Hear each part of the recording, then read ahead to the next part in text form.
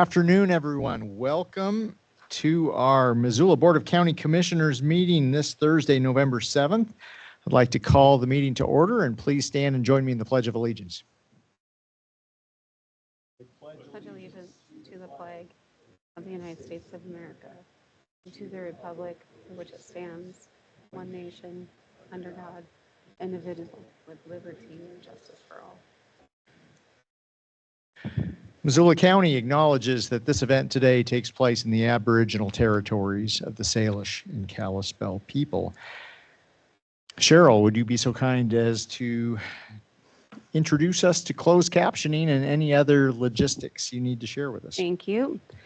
Hello, everyone. If you're joining us for this meeting virtually today, instructions for turning on closed captioning are on your screen. If you're joining us in person, we'll have closed captioning on all the screens here in the Sophie Moise room. There will be an opportunity to speak during the meeting for public comment virtually and in person. We ask that all speakers today speak slowly and clearly. This helps with the accuracy of the closed captioning. If you're on Microsoft Teams, if you'd like to speak when discussion has been open for public comment, we ask that you use the raise hand feature. This is the small hand button at the top of your screen. If you're calling in on the phone, you'll need to hit *5 to raise your hand. Once called upon, you'll need to hit *6 to unmute. We also have assisted listening devices. If you need one, please find me during the meeting. Also, if you have any questions, let me know. Thank you. Thank you, Cheryl. And just by way of introductions, I'm County Commissioner Dave Strohmeyer. I'm joined by fellow Commissioner Josh Slotnick. County Commissioner Juanita Vero is unable to make it today. She's tied up in another event. We also have two proclamations today, which we will read. The first pertains to Native American Heritage Month.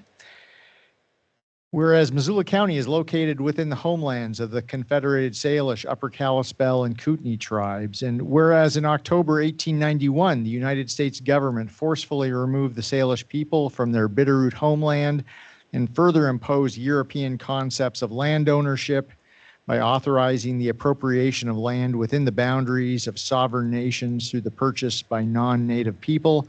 And whereas we acknowledge the ongoing impacts of systemic racism and intergenerational trauma that has resulted from historical injustice directed toward indigenous populations, and whereas Missoula County and the city of Missoula continue to strengthen relationships with the Confederated Salish and Kootenai tribes, enhancing trust and understanding and developing policies and practices that will aid in closing equity gaps and honor indigenous roots and history in our communities.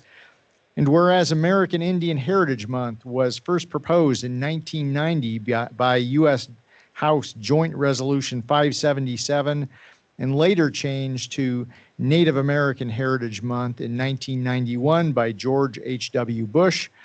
And whereas this proclamation serves as a reminder of Missoula County and the city of Missoula's commitment to honor its relationship with sovereign nations and indigenous peoples and to uphold trust and treaty responsibilities, now therefore be it resolved, we, Missoula County and the city of Missoula, do hereby proclaim November as Native American Heritage Month to value the history and rich cultures of indigenous peoples as we recognize their pride, resilience, determination, and patriotism for this country, signed by Mayor Andrea Davis and your three Missoula County Commissioners. Thanks. I have a proclamation regarding Operation Greenlight. Whereas the residents of Missoula County have respect, admiration, and gratitude for all citizens who have served in the armed forces, and whereas the contributions and sacrifices veterans have made in service to their country and communities are significant and commendable, and whereas Montana is home to approximately 85,000 veterans, about 8,000 of whom live in Missoula County, and whereas Missoula County seeks to honor the veterans who have placed themselves in harm's way in service of their country, and whereas veterans continue to serve our community in the American Legion, Veterans of Foreign Wars, religious groups, civil service, and other community organizations. And whereas approximately 200,000 service members transition to civilian communities annually, and whereas there will be a 20% increase in the number of service members transitioning to civilian life in the near future, And whereas studies indicate that 44 to 72% of service members experience high levels of stress during transition from military to civilian life. And whereas active military service members transitioning from the military service are at a high risk for suicide during their first year after military service. And whereas the National Association of Counties encourages all counties, parishes, and boroughs to recognize Operation Greenlight for veterans. And whereas Missoula County appreciates the sacrifices of our United States military personnel and wishes to grant them specific recognition. Now, therefore, we, the Missoula Board of County Commissioners in the state of Montana, do hereby proclaim November 11, 2024, as a time to honor the service and sacrifice of our citizens in uniform transitioning from active service. Be it further resolved that in observance of Operation Greenlight, Missoula County encourages its residents to honor all those who made immeasurable sacrifices to preserve freedom by displaying a green light in a window of their home or business. Dated this 7th day of November, 2024, Board of County Commissioners, Dave Strohmeyer, Josh Slotnick, and Juanita Vero. Thank you, Josh. And I have not validated this, but I believe we have illuminated the clock tower in the courthouse green this month, so be on the lookout for that. I have head nods, so it has been illuminated. All right, is there any public comment today on items not on, well, before I do that, any comment on either of the proclamations that we just read? Okay, any public comment on items not on the agenda? This would be your opportunity for anything that is not otherwise listed on your agenda today to comment on, hopefully within the purview of the Board of County Commissioners. Okay, seeing none. Our claims list is not currently available, and the next claims listing will be updated and provided for the Commissioners' public meeting on November 14th. I know you are on the edges of your seat for that, so stay tuned. November 14th, there will be a larger claim list before you. We have 3 public hearings today. With each of our public hearings, we will begin with a staff report. If appropriate, we will then have the opportunity for an applicant or an applicant's representative to say a few words. We'll have an opportunity for comment, and if the case or if the item is ripe for action today, we will close the public hearing, have deliberation among the commissioners, and take action. Our first public hearing is actually the second hearing to adopt a comprehensive development plan with a tax increment finance provision. And this is going to be brought to us, I believe, as an update by Flana.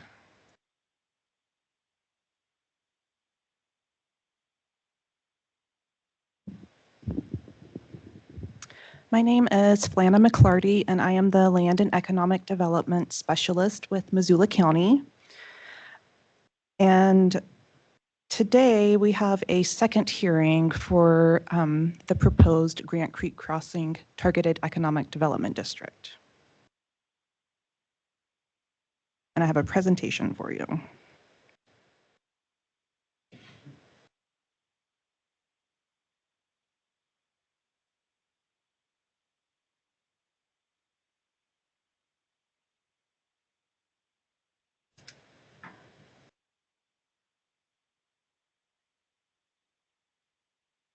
Maybe. My computer's a little slow. There we go.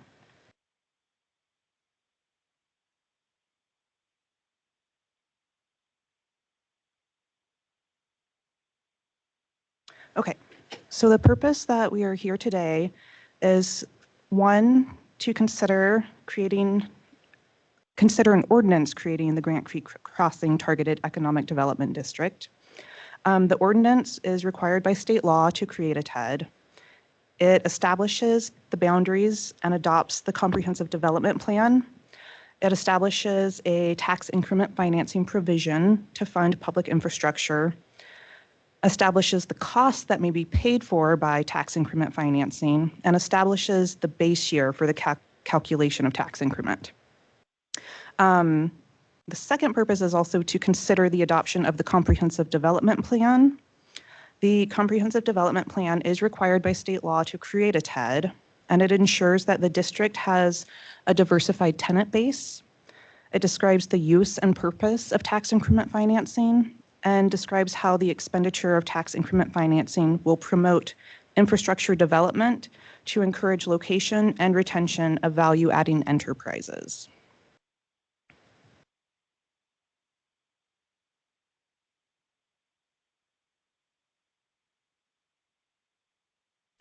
Just a little quick recap for the purpose of a targeted economic development district. So within state law, the purpose of a TED is to develop infrastructure to encourage the location and retention of value-adding projects in the state. And tax increment financing can be used to promote the development of infrastructure.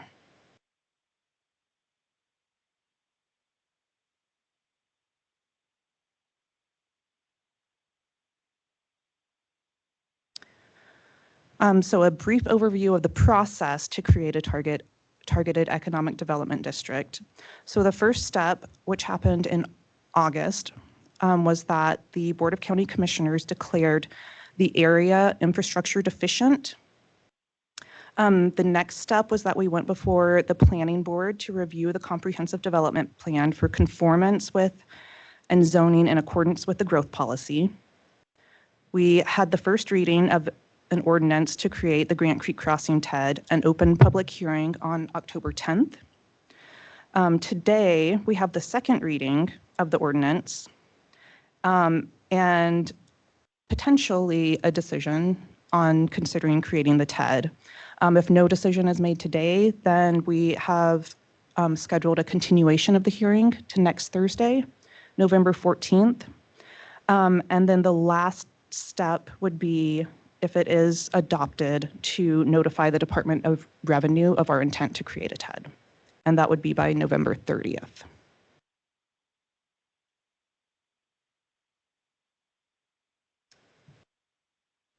Since we started this project, we have had many opportunities for public engagement. So on the left, we kind of listed out many of the meetings that we've had with the various taxing jurisdictions that would be affected by the TED, the landowners and developers of the area. We have a page on the Missoula County Voice, the engagement site. We also sent letters to the taxing jurisdictions and property owners. We had a discussion with the Missoula Development Authority Advisory Board, and we also made a presentation and discussion with the Reserve Street Public Working Group. I have a list of some of the comments that we heard at these different meetings. We've had comments from the fire department that the new TED would potentially increase services from the fire department without an increase in funding to support those services, that there would be no benefit to the fire department as the city will likely annex the area as soon as the TED ends, that they have a lack of stations and staffing and resources near the proposed area, that TEDs in general have a negative impact on the fire district's tax valuation, which affects their staffing and services. And then at the last public hearing, they asked for additional discussions for funding and assessments, and that an agreement be in place before adoption of the proposed TED. We heard from the school district that there's no benefit to the school district and that it could potentially create additional kids with no additional funding. And that we have thrown around a lot of ideas, but not included a lot of details on the TED. We heard from conservation and different trail organizations. Some would like a trail along Grant Creek outside the riparian area. We heard that a trail could be done in this area without the use of TIF. We heard that taxpayer money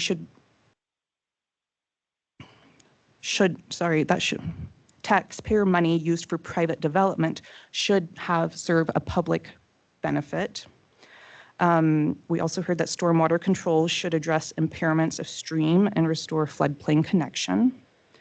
And then some of the other comments that we heard were that a request for more details on the impact of TEDs and how tax revenue is redirected away from taxing jurisdictions. that there's more cost than benefits to TEDs, and a question of why do we have to subsidize commercial development. So in response to these public comments, we have put together some recommendations for amendments to the Comprehensive Development Plan and the ordinance. So the first three recommendations are to the Comprehensive Development Plan. We recommend changing the term industrial to enterprise, as value adding, the definition of value adding does not limit development to industrial uses only, and this has been a source of a bit of confusion as the area is zoned for commercial uses, not just industrial uses. The next recommendation is that the Comprehensive Development Plan references fire districts plural, and there is only one fire district that has jurisdiction over this area. And then the last recommendation for the Comprehensive Development Plan is to include the summary of public engagement as an appendix.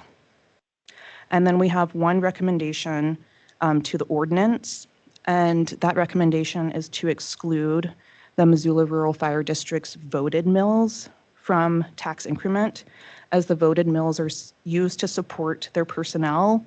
And since the city will likely annex when the TED expires, they will not see the long-term benefit of when the TED expires of having that increase in their total taxable value.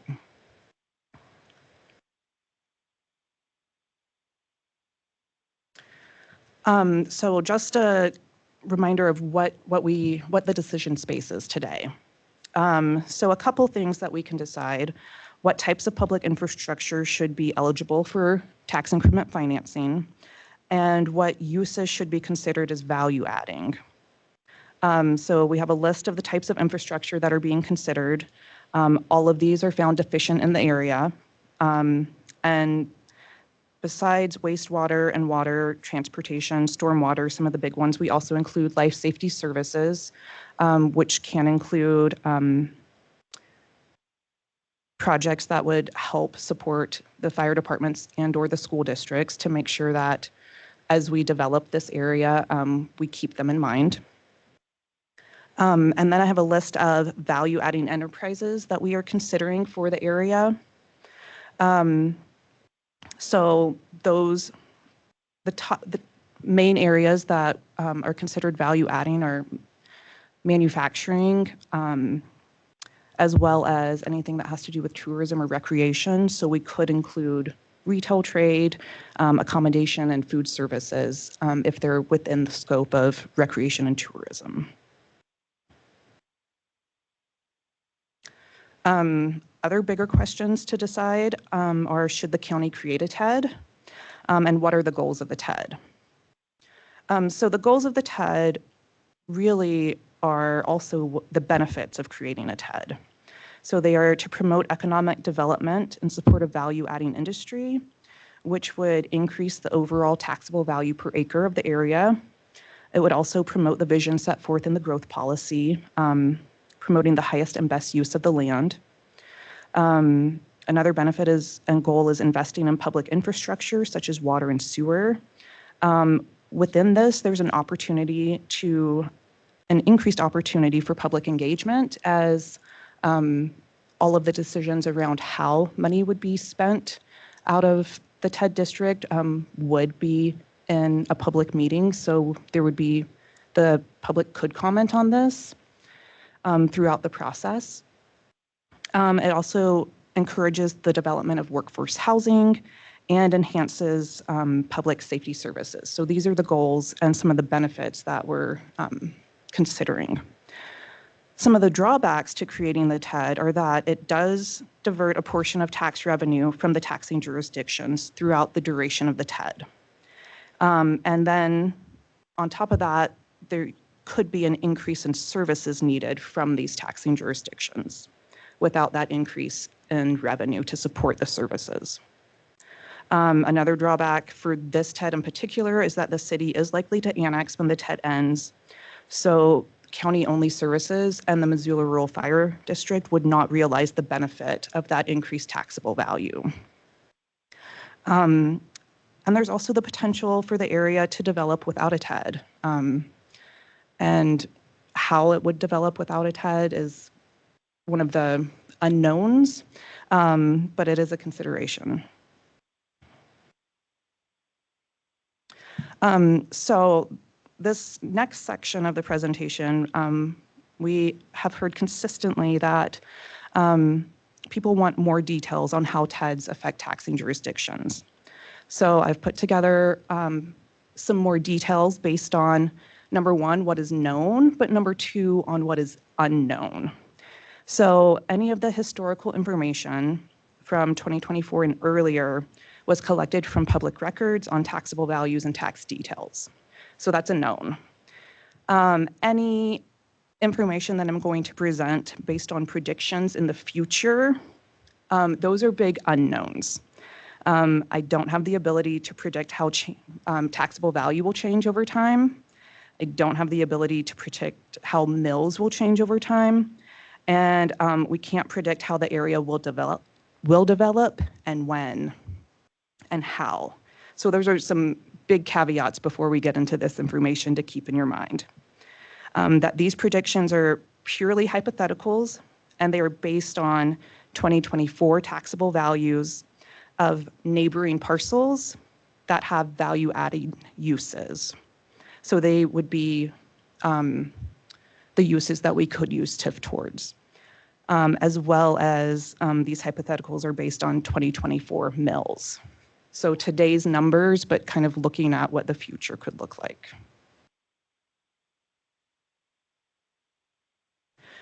So first of all, I have a list of the taxable value of all the parcels within the proposed area. So there's 5 parcels that are in this area. And generally speaking, so this area was a gravel pit that is no longer in service anymore. And so you'll see for most of the parcels, a decline in taxable value over time. That column furthest to the right is kind of the total for the whole area. There is one parcel that has seen an increase in taxable value, and that's the one where storage units were built, which came into the tax base in 2023. At the bottom is a list of these neighboring parcels that have value-adding uses. So just as comparisons of what taxable values are if some of these areas developed, just to give you an idea of the range of what the taxable values could be.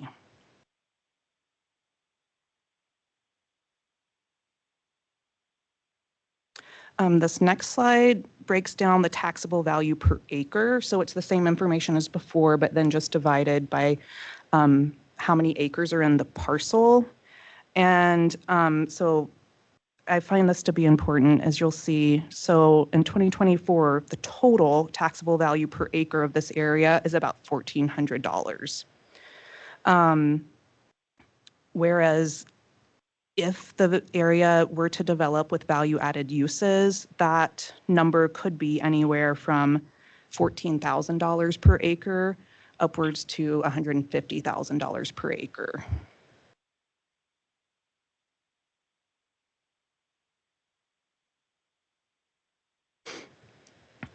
So taxable value per acre, this is important because it's how we can measure and compare land use efficiency.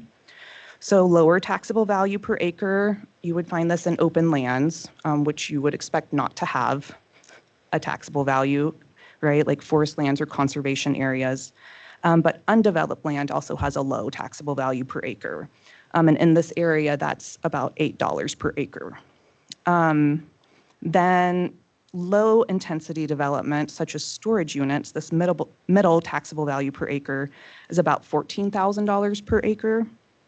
But then you have higher taxable value per acre, and this is the dense urban development that the growth policy envisions for this area, and that would potentially be $31,000 upwards of $104,000 per acre is what this area could see. And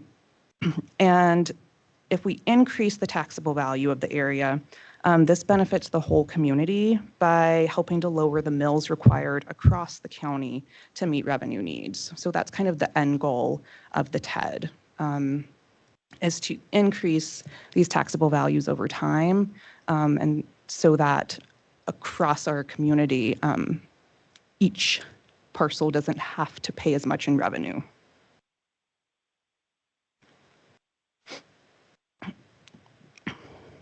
Okay, so this is into some of the hypotheticals. So currently, the area is a mix of undeveloped and low intensity development. It's about $1,400 per acre. And the total taxable value of the area today is just over $118,000. The potential that we see looking at these neighboring parcels with value-adding uses would be a mix of low intensity and dense urban development, which could lead to a taxable value per acre of $32,000. And for the whole area, it could potentially develop to being over $2 million in taxable value. So by comparison, we're looking at an increase of over 2,000% in taxable value per acre and 1,800% increase in taxable value for this area. So this is really what we're looking at for the TED. Like, the purpose of doing this is so that we can achieve this kind of dense urban development in this area. I also just listed, for some comparison, the total taxable values within the area of Grant Creek Crossing compared to the total taxable values of the taxing jurisdictions that would be affected by the TED. And this area, it's about 84 acres. So it is a really small percentage of the total taxable value for each of the taxing jurisdictions. The highest percentage we see is for the Hellgate School District at 0.18%.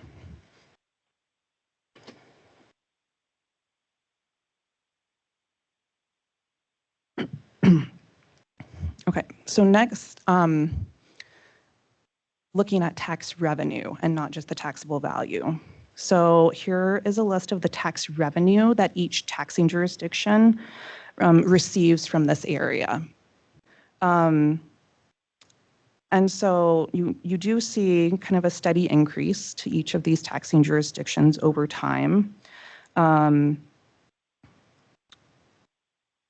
Whereas we saw kind of a decrease in the taxable value over time. So most of these increases are probably from, there's a jump in 2023, and that's when those storage units came online as taxable value. So that's where I would say the majority of the revenue is coming from, the one parcel, whereas the other parcels are paying, maybe a couple $100 a year total in tax revenue. But if we look at,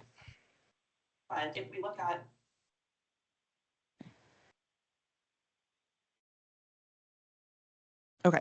Oh, and just a reminder, as we're looking at tax revenue, so tax revenue is calculated by multiplying the mills by the taxable value. And I kind of have an example here, which is Missoula Rural Fire Districts. That is their mills. And then the total taxable value of the area in 2024, which equals the total tax revenue.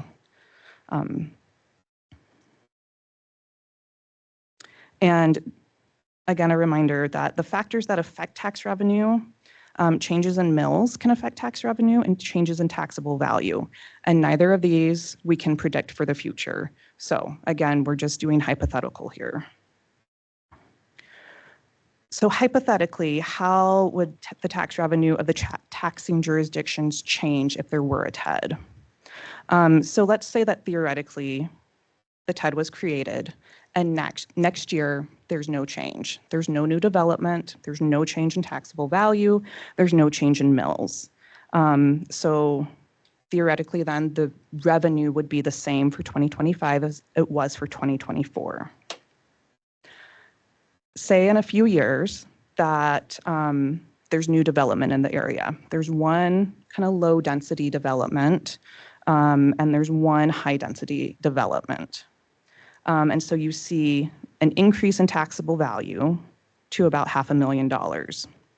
So how this gets distributed then, if it is a TED, is that the revenue for the taxing jurisdictions doesn't change. That increase in taxable value that then causes an increase in revenue would go into the tax increment financing fund.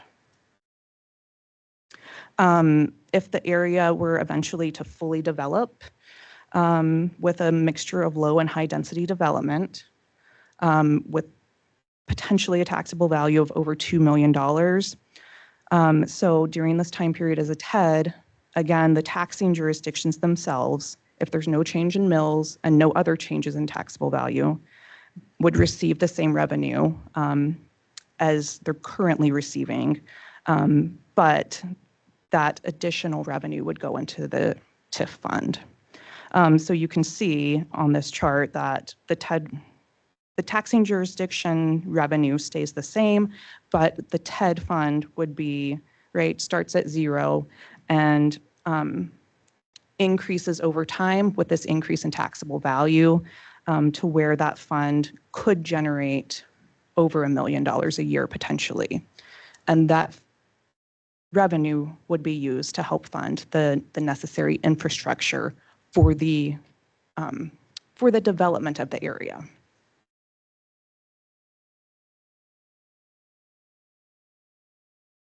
That is the end of my presentation, so I'm happy to answer any questions.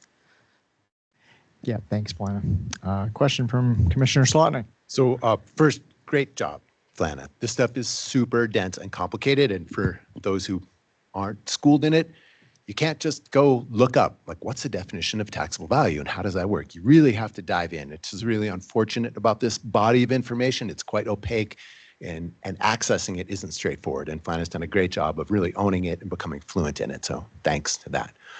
I want to add a couple things. This phrase taxable value is used a lot, and I'm concerned when I see some of my realtor friends here that they, and I would have made this mistake as well, assuming that taxable value and assessed value are the same thing. The assessed value is what the state says a property is worth.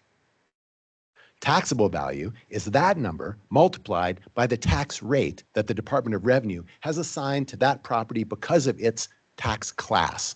There are 16 different classes of property. Each class has its own valuation method. Residential property, it's 100% of market, but other property, it's valued differently, and each class has its own tax rate, which adds to the unpredictability that Flana so articulately pointed out. And in fact, the fire district has, lack of a better word, kind of been victimized by this. Certain classes of property in our last reappraisal cycle, because of how they are valued, lost value. That should be shocking to anybody who is involved with real estate in 2023, 2024 in Western Montana. How can any real estate go down in value? Well, because of the Department of Revenue's equations on some specific property tax classes, those properties lost value, even if they have a high tax rate. And if you are a taxing jurisdiction like Missoula Rural Fire is, they actually lose revenue even as their costs increase, because certain properties lose value and other properties increase in value. In their case, the drop offset the increase. I know I'm getting too weedy here, but I just wanted to say all that and make sure people weren't mixing up assessed value and taxable value. They're different things. And as to the unpredictability of mills, the value of a mill is reflective of value of all of the real estate in the county. So we have seen a steady increase. And we can't, at the county level, use as many mills as we want. We are capped by the state. So there is some level of unpredictability, but there's also a piece of predictability in there that it's capped. It's probably more than you needed, but I didn't want misunderstandings to persist. Thanks. You were a smooth operator working in a little tax tutorial there. Couldn't help That is myself. nice. Okay. All right. And before we get rolling here today, I believe it is our intention not to take action on this today.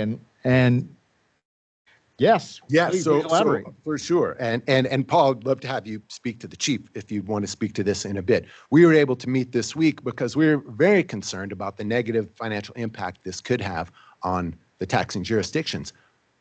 But at this point, it's somewhat hypothetical. Flana did you pointed us really in the right direction with these numbers. Until this, I wasn't aware of the size of the numbers we're talking about.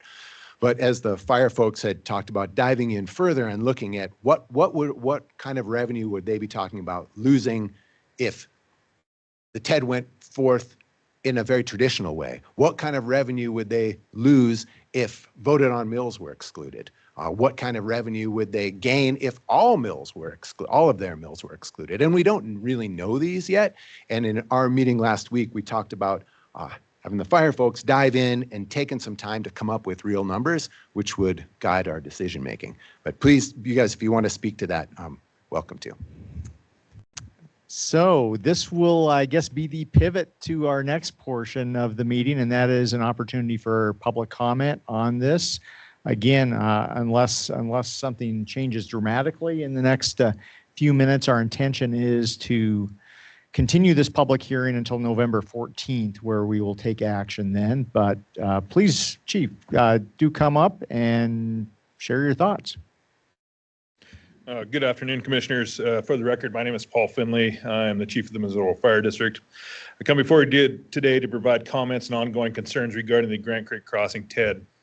The Missoula Rural Fire District Administration, in conjunction with multiple county administrators, has spent an incredible amount of time over the last multiple months in an effort to understand, plan for, and attempt to forecast issues that may come from a 30-year relationship with the proposed Grant Creek Crossing TED.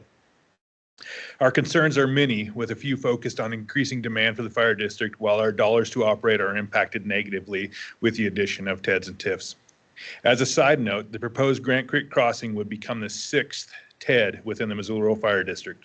Out of hundreds of hours spent, including asking questions and explaining concerns, the outcome of questions remains in a circular pattern. Ultimately, how is the fire district impacted? Why do theoretical calculations of fiscal impact not support the actual documented losses to the fire district? Are the benefits of the TED weighed against the impacts of the fire district, spanning a 30-year relationship? These are just a few remaining questions that continue to be researched for further understanding. In the interim, and until questions and concerns are answered and understood by the fire district and the county, I would ask that the approval be delayed and additional time and resources be committed to a comprehensive understanding of financial, workload, and future concerns related to the Grant Creek Crossing TED. As the fire district responsible for the fire and life safety of the area, we are committed and will continue to commit personnel and resources to ensure the sustainability of the fire district and, most importantly, the people that we serve in our community. Thank you. Before you sit down, Mr. Finley, so a question for you, and don't feel like you need to answer today if you want to mull this over, but I wonder if the fire district would contemplate the possibility of de-annexation of this parcel if one of the concerns is ultimate responsibility over this area, even if hypothetically certain functions are contracted with the city of Missoula to provide services to, would that be something you would contemplate? If it were to be annexed into the city of Missoula, is that the question? No, the de-annexation from Missoula Rural Fire District. So essentially, it would no longer be under your jurisdiction or responsibility. Correct. So your thought there being that it would completely remove us as the responsible party and not show within our fire district, which is part of our concern, right, is based on we are receiving a incremental value based on TIFs that is negatively impacting us. So and again, hypothetically, and don't feel like you need to figure this out on the fly, if that financial impact could be mitigated and de-annexation occurred such that you no longer have any of the responsibility that you might currently be saddled with, would that perhaps find a sweet spot there? Assuming that the entire financial impact to the fire district were to be mitigated, which means removal completely from the fire district. Correct. Sleep on it. Thank you, sir. Additional public comment.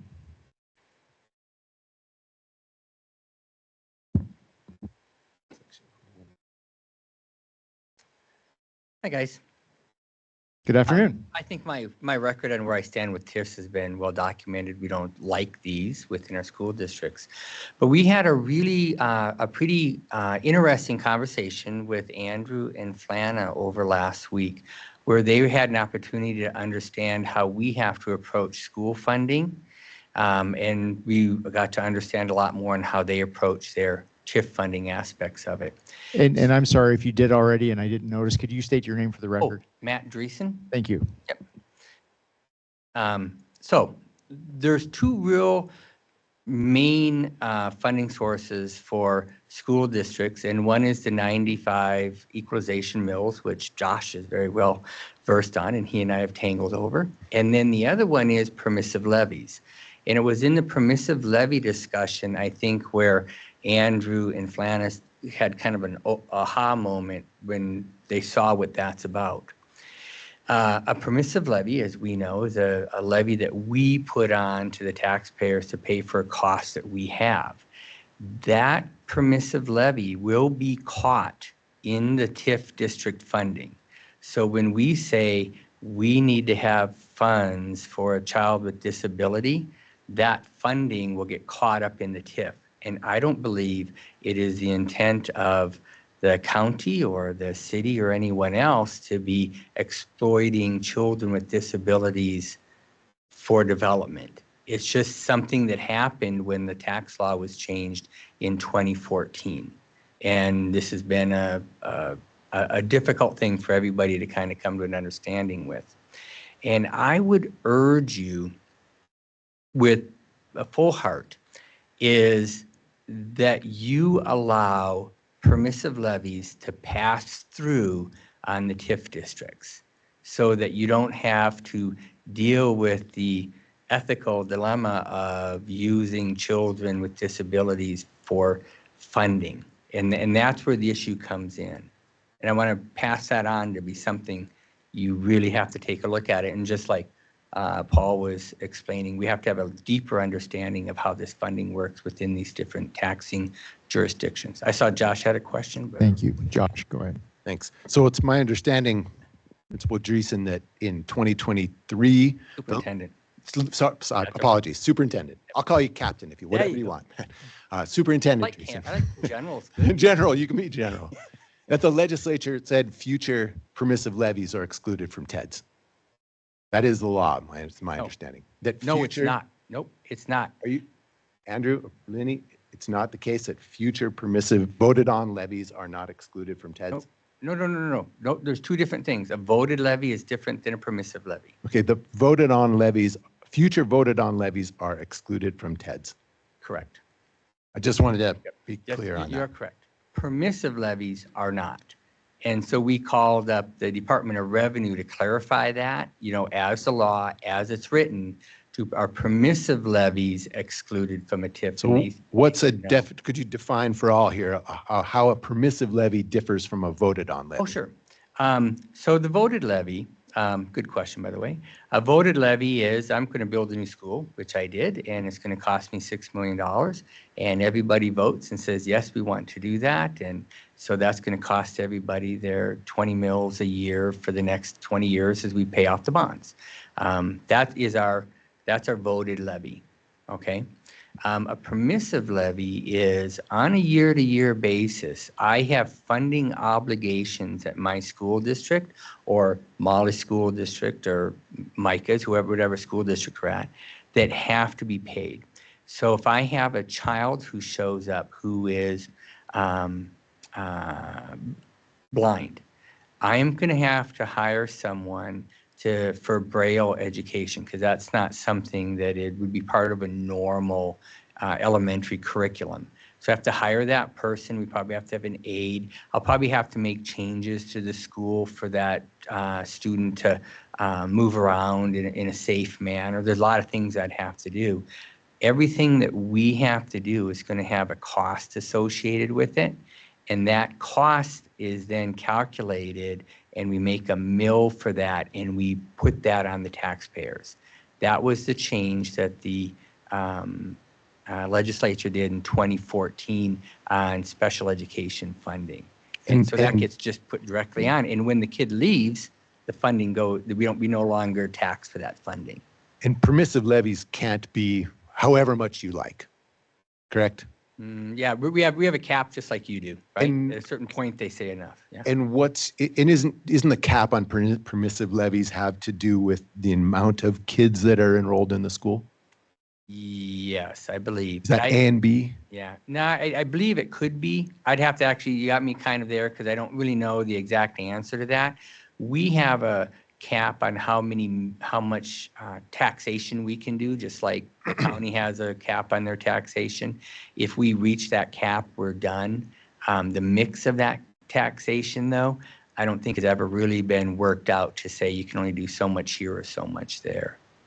Pardon me, but I don't have a better answer for you than that. I wish I understand. I haven't attempted to understand school funding as well. I have with county funding. My understanding, though, is the average number of belonging plays a pretty big role. Yes, it does. And Maybe Molly may know better. I know how the average number of belonging plays, and I know how the 95 equalization mills play.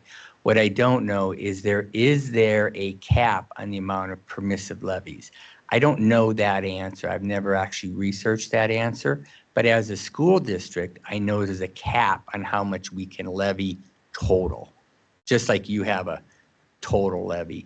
And I guess to use an example, what is the cap of parks levies that you can do on a yearly basis?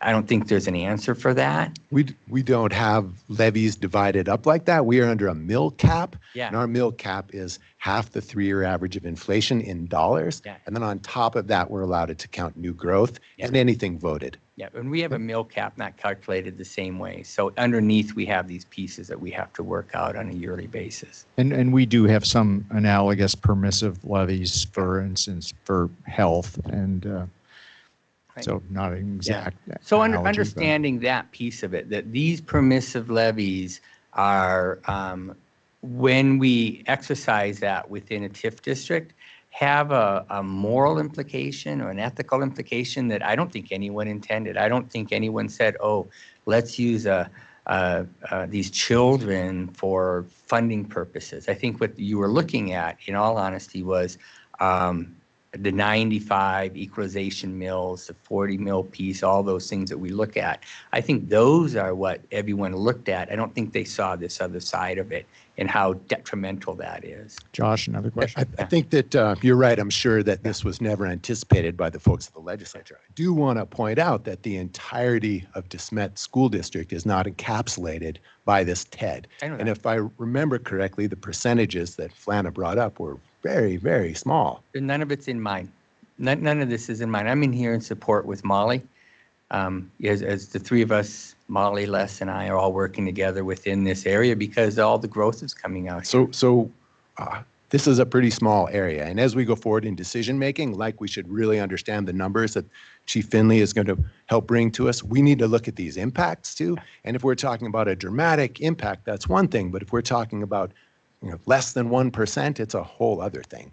And I do want to be careful about oversimplifying this as economic development versus disabled children. I mean, that's rich for Griffin, but I think it's a bit of a stretch. It's not a stretch, it's an actual fact, is that if you use the permissive levy and you're using that for a disabled child, that's exactly what you're doing.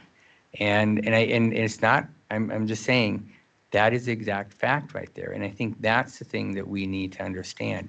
We can say, oh, it's a small impact. We're going to be, using these permissive levies, they're going to have a small impact. How small of an impact do you think is acceptable when we're talking about children with disabilities? Well, that That's is a precise. question. That is the question we need to be That's wrestling exactly with. right. And what we need help from anyone out there in the audience today or online is over the course of the next several days, if you have specific data or numbers that you can provide us that help us quantify these impacts, that's super helpful because right now we are talking in a whole lot of generalities. So Well, we just had the numbers I just saw Flana just put up there. I think if you shot those over to Molly, so we could kind of read them on there. It's a calculation that can get kind of worked out. So you'd have a number to go, this is what we're kind of looking at, as an impact. And we can provide everyone that presentation. So thank you, Matt. Yep. Thanks. Additional public comment, come on up. And if folks could please state their name for the record, that would be great. My name is Dr. Molly Blakely, President. Wow, that came out. I'm the superintendent. I wish I was the president. Superintendent of Hellgate Elementary. I would just echo Matt's comments in that we did have 2 really productive and positive meetings with Flana and Andrew, and also the superintendent of Frenchtown, where we really looked strategically at some strategies that could work. I think the 2 could be the permissive levies. We also talked about impact fees. Our A and B, our enrollment is down, Josh. We typically have 200 kindergarten kids. This year we have 112. I don't have research to support why. What I think is that young families can't afford to live in our district. And so where we're seeing our numbers increases in like 4th, 5th, 6th grade, but those kids aren't with us for very long. Our lower elementary numbers are exceedingly low. Our costs are high. Our transportation costs are up.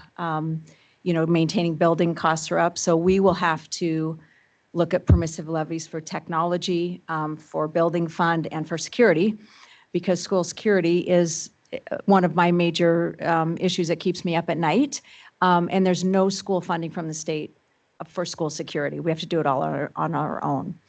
So I know it's a small area, and I know when you say, it could just have a, 1% impact. For schools, 1% is pretty significant. Even if it's $60,000, that's 1 teacher for me. That's 3 paraprofessionals. That's 3 security cameras. That's partially funding our school resource officer. So although it can be a minimal impact, it is significant for us. And I think if we could sit down like we did and really, I think you guys did have some aha moments with school funding, because even people that run schools don't understand school funding. It changes all the time, and the legislature right now is, I know I'm a public record, but I feel like they're against us more than for us. The cost of living goes up, and we are not seeing equal increases in school funding. A 3% increase for us will be nothing. It will be nothing for us. So if we could look at that permissive levy strategy, I think it would be powerful, and I think it would really impact us positively. Help me understand this.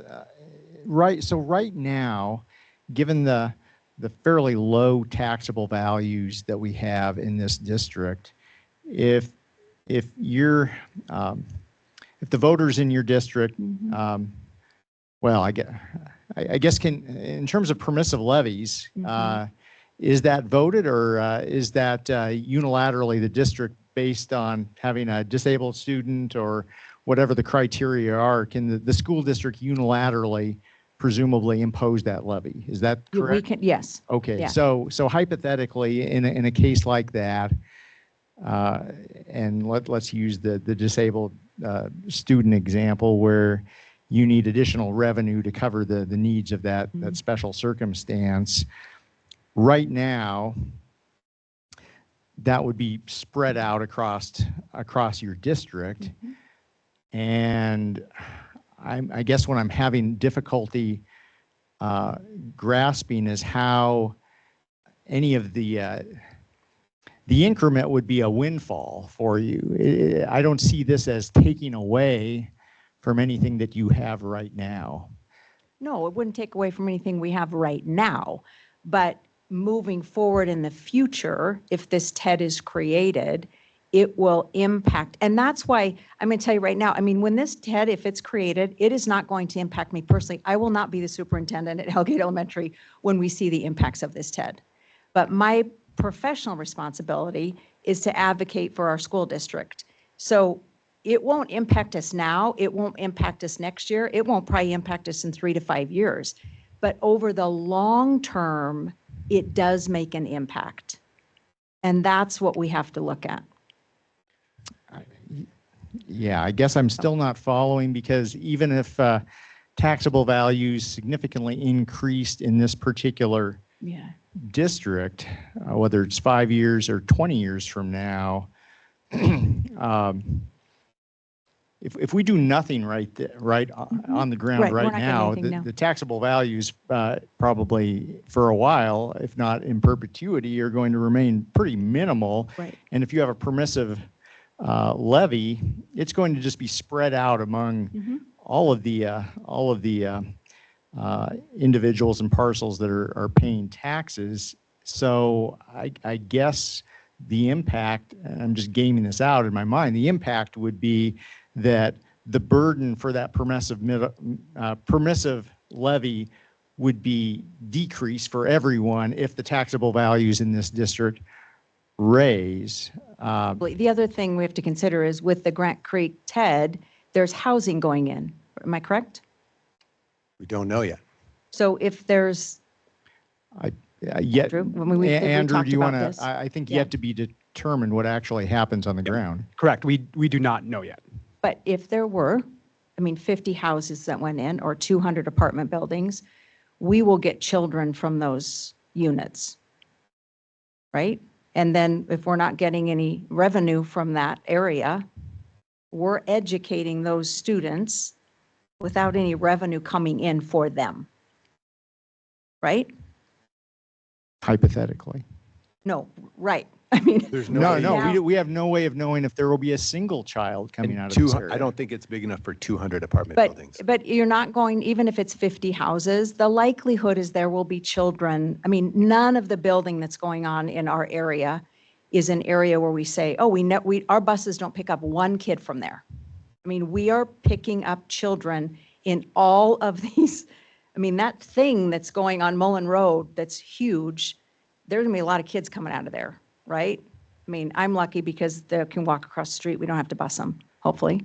But the likelihood that there would be children coming from there is high.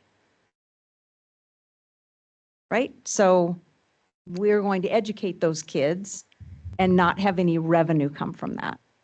And we're already fighting the open enrollment bill where we are taking kids from other districts and we have to build districts and the way we build them is not equitable.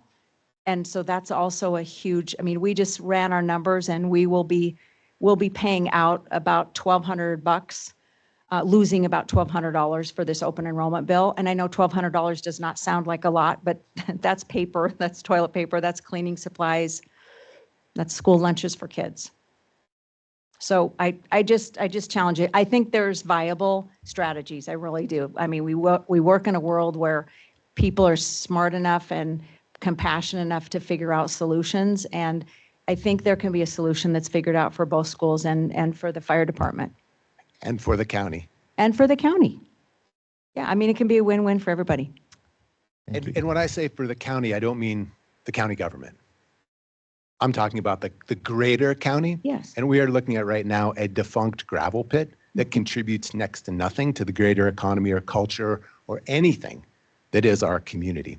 And if we don't bring infrastructure to this site, we will see the kind of low density development that Flana was talking about. And we need to add that up. Is that what we need at this space? Would storage units and some empty gravel, would that be best for our community? I just want you to hear, as I'm hearing on your side, that there's a lot to this. And I get that you must be, and you are, a zealous advocate for your school district, as Chief Finley is a zealous advocate for the fire district. And I must be a zealous advocate for the county as an entirety. And Mr. Slotnick, I would say this. I am all about making that area beautiful. I lived up Grant Creek. I drove by that ugly gravel pit at all times. I am not here as an adversary at all. Not at all. I think the best thing we could do is make that area beautiful. Like a park. No, like what you're proposing with commercial buildings and homes and safe sidewalks for kids and families and trails and make it beautiful. The only thing that I am advocating for is, can there be a strategy where the impact to schools is not negative? So I am not here as an adversary. I think it's wonderful, but we have to figure out how schools and the fire department is not negatively impacted. Thank you, Superintendent Blakely. Yep. And this area has resisted development for a long time. And I'm just going to guess it's resisted development. And I'm just going to stop you there because I personally haven't resisted it. No, So that's the wrong word. I don't mean. I'm not a resistor on that. What I'm saying is this area has not been developed, not because anyone was anti-development. It hasn't been developed, I'm going to presume, because the costs are so high to bring infrastructure into this site. The kind of development we've seen is the kind of development you see where there isn't infrastructure, things like storage units. Which means to me that it sounds to me that the way to get this developed, as you described, as a robust, economically diverse, happening place with sidewalks and retail and commercial and industrial and maybe even some housing, we have to get infrastructure in there. Right. And unfortunately, this TIF as a mechanism and TED as a district is one of the few economic catalyst tools we have that we can use to bring infrastructure to a site that will yield this type of development. And I appreciate what you're saying, and hopefully we can negotiate a strategy where we can still use this mechanism, because I personally don't believe that the highest and best use of this area is storage units and defunct gravel. I agree, because that's ugly. And I don't want to see this come at the cost of the school district or fire district Agree. either. There's solutions. Thanks. There are. Superintendent, one last question, and this is a softball one. So would it be Play softball. Would it be useful if we provided you any of the numbers that were in very small font on the screen earlier? Is Yeah, there any because we additional can sit and feedback? chunk numbers. I mean, the meeting that we had all our district clerks there, and quite frankly, it was riveting, if I must say, because the district clerks are so brilliant in school finance and what they know. I mean, that's their job. And they are able to look at these numbers and get out their calculators and tell you right away what the impact is. Okay. So yeah, it'd be super helpful. We'll do our homework and get a report back to you. Okay, thank you very much. Additional public comment. Let's take folks in the room first, and then if anyone online wants to comment, that would be welcome also. Anyone else in the room? Okay, anyone online like to comment on this item? Seeing none, we will plan on continuing this until November 14th. Andrew.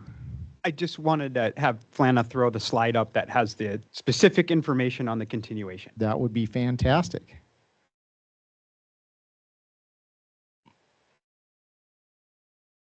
There we go. Thursday, November 14th at 2 p.m. in this very room, Sophie Moe's room in the Missoula County Courthouse. Based on our conversation today, if folks have any other specific data and quantifications that would be useful to us, please provide them and shoot them our way. You can route that through Flana or Andrew.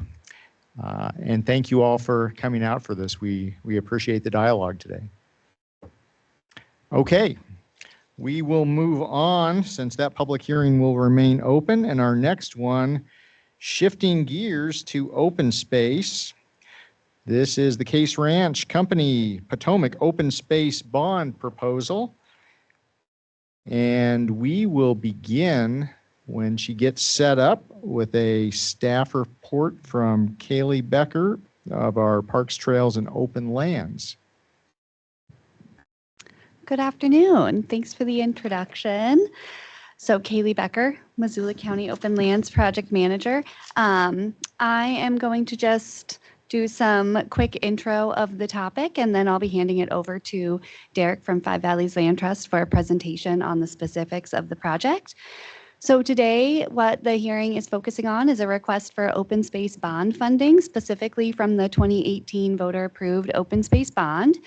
And just as a reminder, for anybody who may want some background on that, that ballot initiative was approved by voters in 2018, in November of 2018. And it was approved for the purpose of providing funds to pay for the costs of conserving, enjoying, and enhancing open space land, to include providing public access to water and land, conserving agricultural lands, fish and wildlife habitat, and rivers, lakes, and streams, protecting scenic views, and making improvements to lands acquired or designated as open space that are accessible to the public by purchasing land, easements, or other interests in land from willing landowners. With that, I'll hand it over, and after Derek does his presentation, I'll follow up with the rest of my staff report. Thanks. All right, thanks, Kaylee. Derek Goebel, Five Valleys Land Trust. So as Kaylee mentioned, today we are presenting for a request for open space bond funding for a conservation easement project for the Case Ranch Company, which is a ranch up in the Potomac Valley. Map on the left here shows in the red outline the location of the ranch in relation to the city of Missoula. It's about 20 miles east of Missoula, in the heart of the Potomac Valley. If the picture on the right is familiar, it is the kind of iconic open meadow and old farm barn structures on the north-hand side of Highway 200 as you're traveling east through Potomac Valley, just before you go over the hill up to the Lubbock National Forest there, or Lubbock State Forest, excuse me. So the Potomac Valley itself has a deep legacy for its historic natural resource wealth. It was long known for its abundance of camas flowers and was long used for as common ground for camas gathering by indigenous peoples. Over the last 150 years, the valley has been settled in and used as a prime location for agriculture and timber harvest. And much of the current Case Ranch was once owned by the Anaconda Mining Company and was used for its abundant timber and also winter pasture land for horses in the Potomac Valley there. The harvested timber was sent down by rail and river down to Bonner, and the logs and timber were used in mining over in Butte and Anaconda. And some of these buildings are still on site on the north side of the highway there, and they are over 100 years old. Okay, so the Case Ranch Company is owned by the descendants of Arnold Case, who moved to the Potomac Valley in 1932 and pieced together a lot of this ranch over time, buying different sections of land. The property itself contains 9 contiguous parcels, 2 of which on the far east side are unfortunately being omitted from the easement for now. The full acreage of the ranch is about 3,300, and the conservation easement will include 70% of that at 2,330 acres. The reason we had to omit some of this additional acreage is because one of our primary funders in this case is the NRCS, and they have specific rules about the metrics in terms of how much timbered or forested land that can be included in the easements. You can see that Highway 200 runs through the center of the property here, and this is a unique property in Potomac, and that includes large chunks of land both north and south of Highway 200. And then it also has Union Creek, which is the primary creek or drainage system of the Potomac Valley, and over 2.5 miles of Union Creek run through the heart of this property here.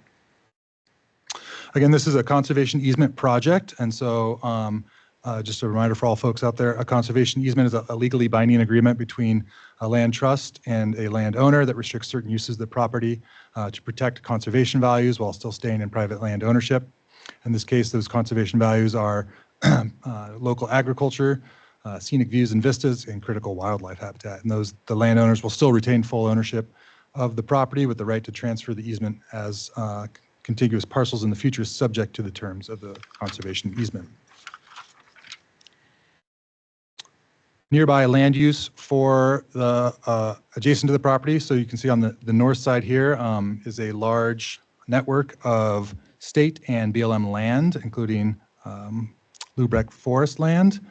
The property on the south also shares a border with 3 other existing conservation easements, which are these crosshatch shapes down here below it. Those other easements connect to a total of 11 conservation easements throughout the Potomac Valley, which includes about 3,400 acres of existed protected land.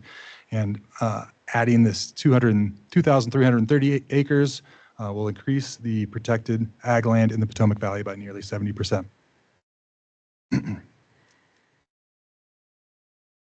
So the land cover on this property is primarily forested land, which is in the dark green map here, and then range and grasslands and kind of the lighter colors.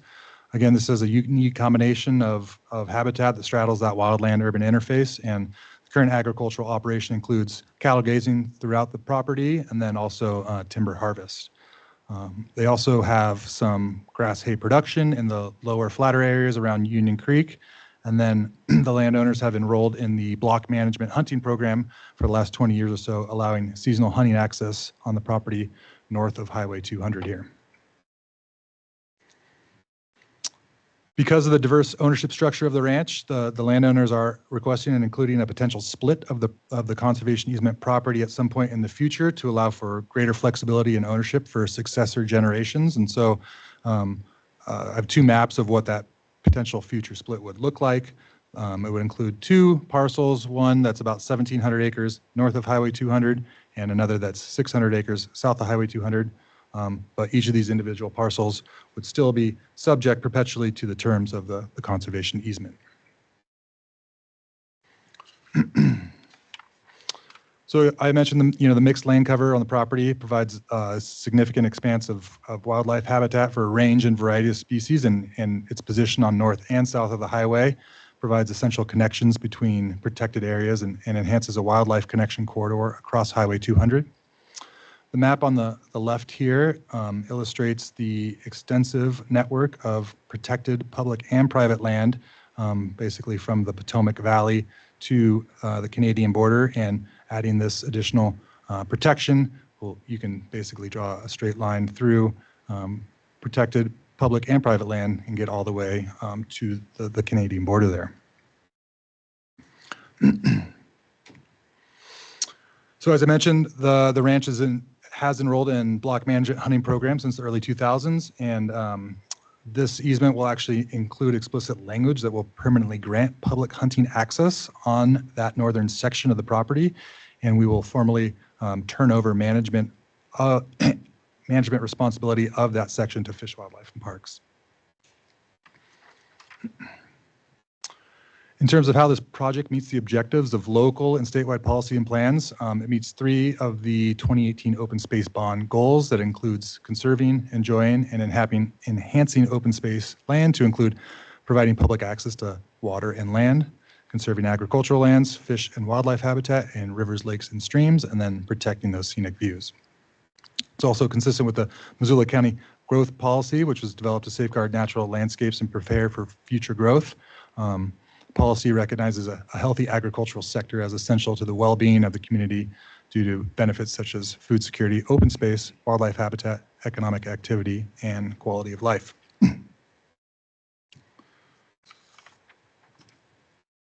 Quick glance at the budget. Up top are the project expenses. The easement value is estimated to be about $5.1 million. There's also line items for staff time, legal fees, and transaction costs associated with the project, bringing the total up to just over $5.2 million. Our organization's been first had conversations with some of the family members about conservation on this property over 20 years ago, and we revived the effort just about two and a half years ago, and we've been working with the current generation towards a conservation outcome. In the last 2 years, we've been successful in securing other funding for this project, namely through the NRCS Agricultural Easement Program. And we have applied for in late 2022 and were granted over $2.5 million, which is 50% of the estimated easement value. Five Valleys, along with other private funding sources, will account for approximately 20% of the total project costs. The landowners will contribute approximately 12% in the form of donated easement value land, and the request from the county of up to $994,550 from the county open space bond is just shy of 20% of the total project budget and comes out at a request of just $427 per acre.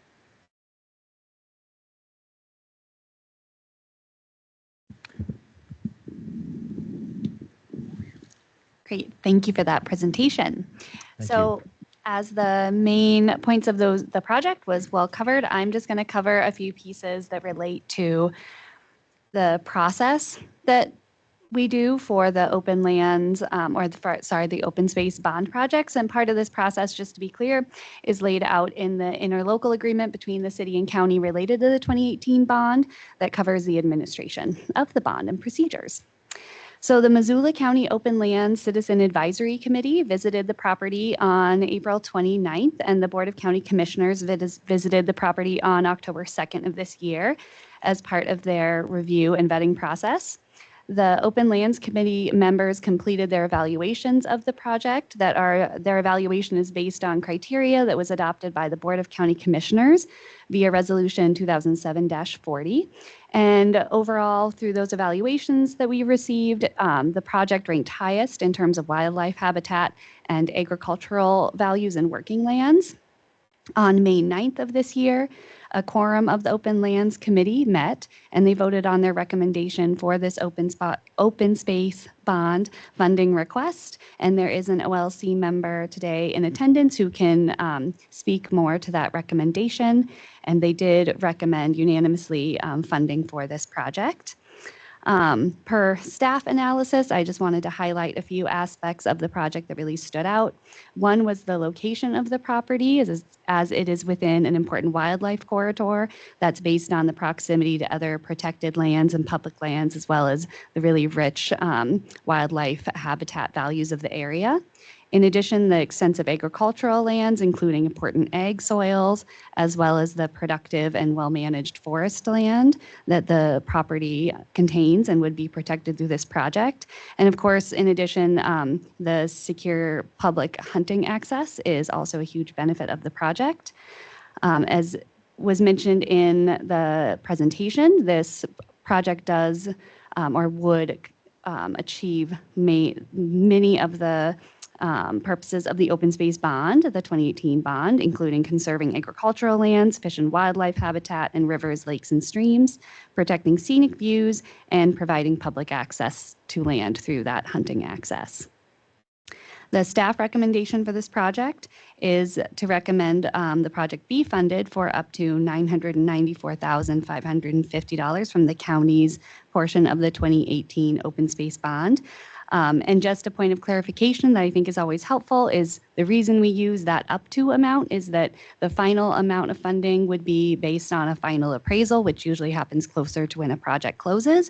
And so that up to amount means that if the final appraisal changes slightly from what the anticipated number is, it just can't go over the amount that's approved, but it could be less if the appraised value ends up being a little bit lower. So that's why we include that. I'm happy to answer any questions that anyone may have. Okay, thank you. Do we have a representative from OLC who would like to speak to this? Come on up.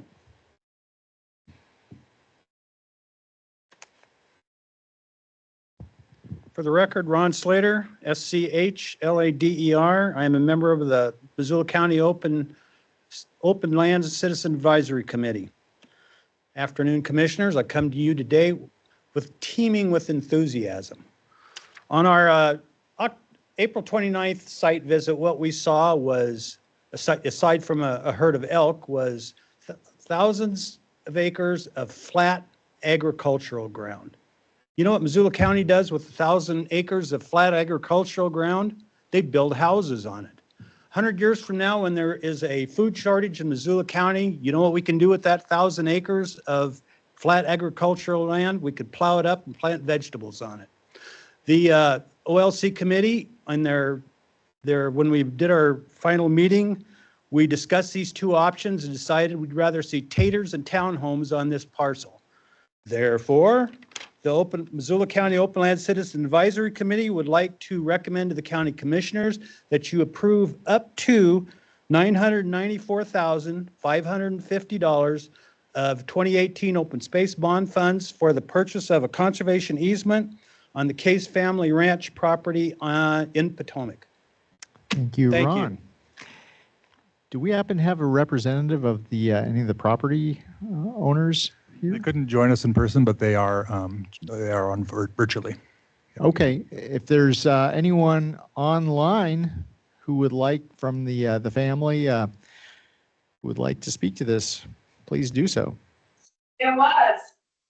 Well, hi, I'm Donna Hacker. I am one of the land owners and beneficiary of a wonderful inheritance of the Case Ranch property. I'm enthusiastic about this because since there are several members of several owners of this property, we just can't predict what could happen to this property if it's not put under a conservation easement for the goal of habitat, um, you know, giving our animals, all of the animals, plants, et cetera, a place to be free of houses, that is. And so I'm enthusiastic, supportive.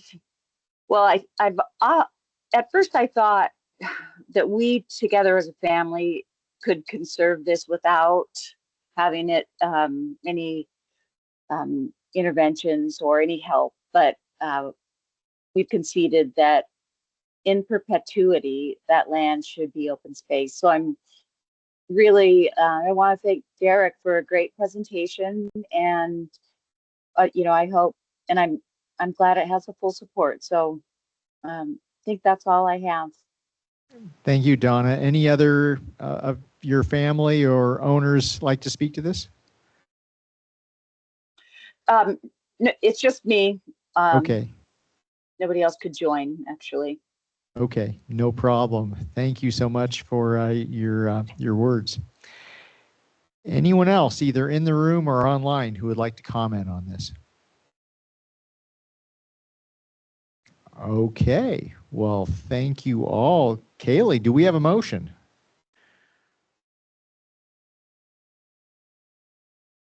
And before we do that, Josh, any questions? No, my only one little comment is on the finances here. And just to note that, yes, this really is expensive in that it's a large sum of money from our fund. It's less than a fifth of the cost of the project. And you guys, as usual, have done a great job leveraging this money. One fifth to the rest of the 4/5. It's quite impressive. So and I think that's one of the strengths of the open space bond funds, is that it can leverage other money that otherwise we wouldn't have access to. And this is an absolutely iconic piece of property, and wonderful that the family would choose to protect it. And thanks to Five Valleys for being a great partner, and thanks for Kaylee for making this happen. With all that, my recommended motion here, I would approve the expenditure of 2018 open space bond funds in an amount not to exceed $944,550 toward the purchase of a conservation easement on approximately 2,330 acres for the Case Ranch Company Potomac Open Space Project. And I will second that. I would just add on to what Commissioner Slotnick said already. This is an iconic piece of Montana. And do we have a late-breaking typo of some sort?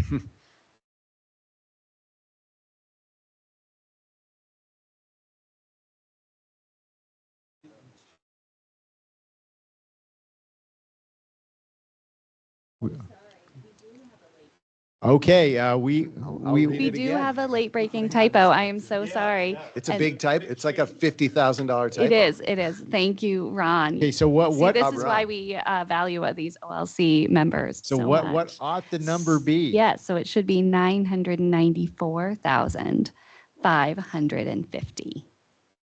Okay. Should I do it again? Or should we just live with that? Do it again. Let's get it on the record. Okay.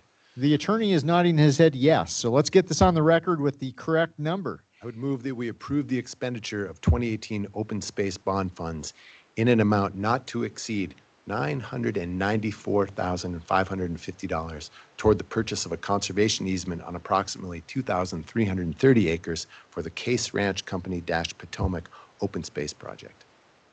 Do we have any other bidders on that? No, I will second that motion. And again, I was just mid thought before that error was brought to our attention. I was just saying, as Josh alluded to earlier, this is an iconic piece of the Montana landscape and will serve multiple functions and addresses multiple values at risk in this area. So I'm enthusiastically in support of this.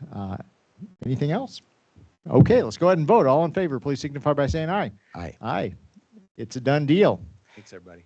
Thank you. And Big week in the world of conservation. thank you, Yeah, Derek. nice job. Thank you, Kaylee. Thank you, Donna, for chiming in earlier.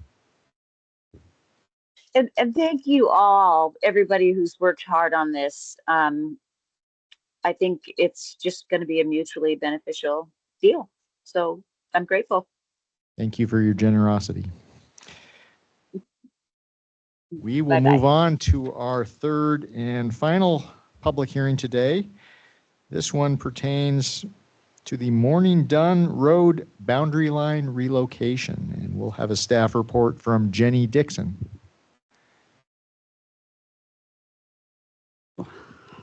Thank you very much. So this is a proposed boundary line relocation. Owner is Kona Mountain Ranch, being represented by Eli and Associates. Approximately 950 acres in the vicinity of Big Flat Road and Kona Ranch Road. And here's a vicinity map. If you want, I also can have a map up that can show you the bigger picture. But if you're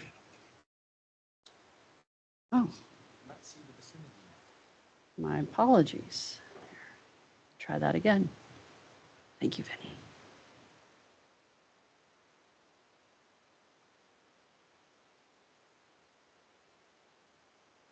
Okay.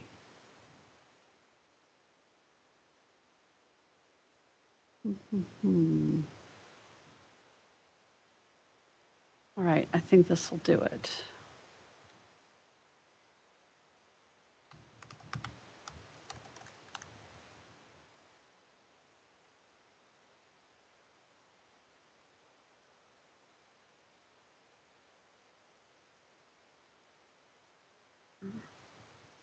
Screen.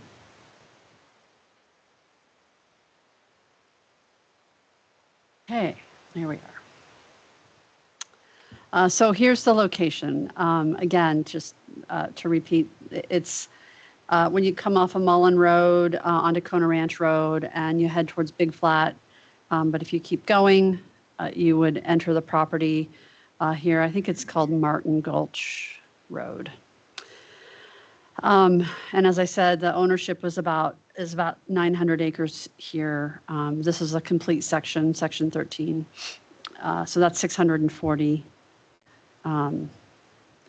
The land use designation for the property and the zoning match, which is nice, thanks to your work a few years ago with the land use element and the zoning. So ag working lands is the designation, and as well the zoning for these six properties. They show on these maps as 2 properties, but what I'm going to do is show you how they are actually been broken up. So this is a boundary line relocation for 6 tracts that are aliquot parts, created through deed or not through any other exemption, just because they're either greater than 600 or 160 acres or aliquot part through deed. And the proposal is to take these tracts, rearrange the boundary lines so that there are 3 tracts on the east, 40 acres each, which complies with the zoning regulations, and then 3 larger tracts to the west, all over 160 acres, but all less than 320 acres, which means that they cannot be further divided without review, which is important. Staff has recommended approval of this boundary line relocation, but did also identify several evasion criteria that just for you to be aware of. One is, did the claimant purchase a property within the past 2 years? And the answer to that is yes. It was April of 2023. So it's been about 1.5 years since these tracts were purchased by Kona Mountain Ranch, LLC.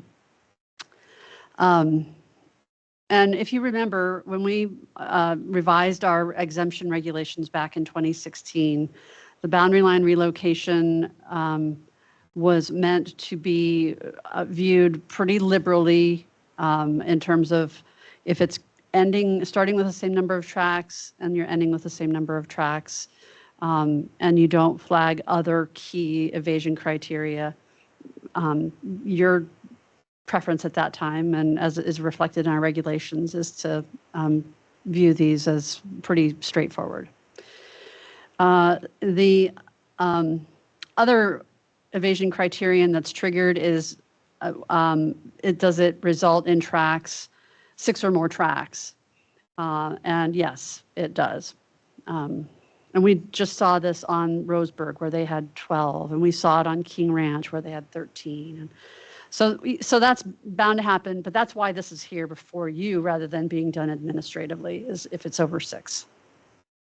And then last but not least, towards the end of the comment period, we did get a letter from the the U.S. Forest Service commenting about concerns relative to anticipated development and use of the properties on the west, these tracks 4, 5, and 6.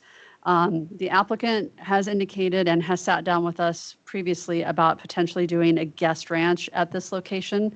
That's not a subdivision. It is a zoning compliance review.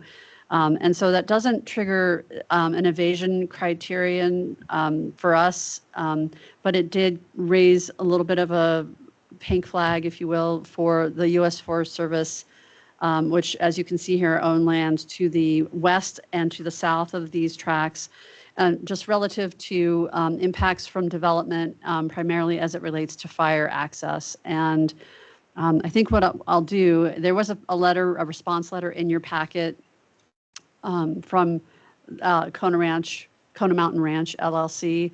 I think Adam's here to talk about, can give some response to that, but essentially they have done quite a bit of improvements prior to this application for the year and a half that they have owned it, by widening roads, flattening roads, making the roads more passable by clearing debris and trees, and being very sensitive to that fire safety protection for the U.S. Forest Service lands to the south and to the west. But I'll let Adam, Mr. Trina, discuss that further if you would like to ask. There are no evasion criterion questions that we ask on this like we do on family transfer. So with that, I can just present you with our staff recommended motion and my presentation there. Okay, thank you. Adam, do you want to come up and share anything that you would like? Yeah, my name is Adam Trina, and I'm one of the members of Kona Mountain Ranch. We have 3 members in total. And the only comment that we received, as Jenny said, was from the U.S. Forest Service, and they were concerned about. And you might need to pull that mic a little bit closer. They were concerned about Thank you. Fires and increased potential use, and having access and not access, and those kinds of things. And I just wanted to express on the record that we fully support the U.S. Forest Service and providing anything we can do to make sure that there are no fires in that area. We've already spent a lot of money and a lot of time hand clearing, and also with excavation equipment, making the roads wider, and just helping the overall access for the fire service. And I should say that there is no public access there. The entry point, we have to go through an easement through the Johnstons and the Moores. So because of that, there is no public access. So the increase of the roads wouldn't mean that there's going to be more traffic coming in from the public in any way. So I responded to the Forest Service in the letter that was attached. I think you probably both have read already. And my main point there was just that for the purpose of this boundary line relocation, it's kind of the land use is kind of irrelevant, because we're talking about what is the purpose of this. And the purpose for us is to, as you can see from the other screen that there you go, that Jenny had up, by moving and but consolidating the acreage down to for the 40 acres, the minimum, that just increases the liquidity of the ranch, increases the value of the ranch for borrowing purposes, for future owners wanting to exit and us having, the ability to potentially sell off a tract. If you have, 300 and some acres, it's a lot harder to find a buyer if there needs to be an exit. So we're just looking at the future and what the, what the exit could be for any potential member. And so, and then also, if we plan to do something in the future and we need a bigger borrowing base, by having these smaller parcels, it increases the value of the overall company. Thank you.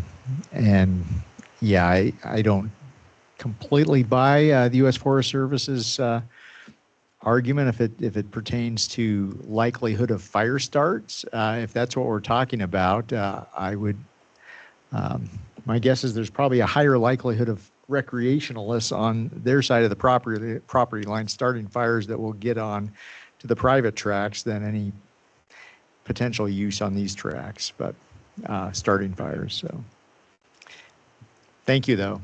Yep, you're welcome. Any questions, Josh? No, I feel good. Any other public comment from anyone online or the one other person in the room in the back looking at his laptop? Buying stuff. Okay, we'll close the public hearing and let's go ahead with the motion.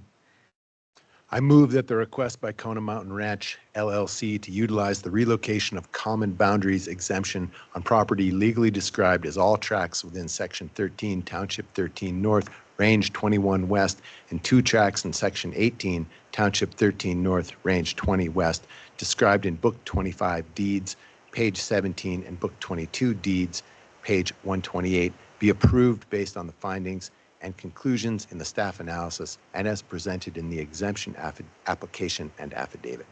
I'll second that. Any further discussion? Seeing none. All in favor? Aye. Okay. Thank you. Thanks all. Is there any other business to come before the commission today? Seeing none, we'll be adjourned.